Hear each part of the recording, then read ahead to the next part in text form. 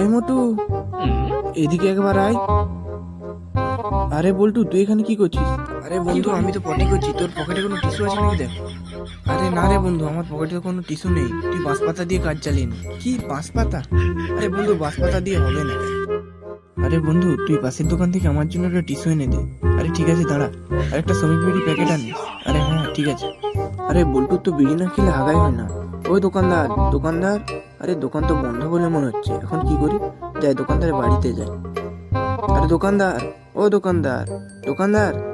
আরে আমাকে ডাকছে কেন? কিছু নেবে নাকি? আরে হ্যাঁ হ্যাঁ, আমার বন্ধুর জন্য একটা টিস্যু দাও। আরে টিস্যু তো নেই।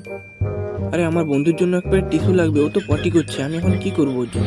একটু দাঁড়াও, আমার পকেটে কিছু তুলো আছে, এই নাও। আরে তুলো লাগবে না, তুলো দিয়ে কাজ হবে না।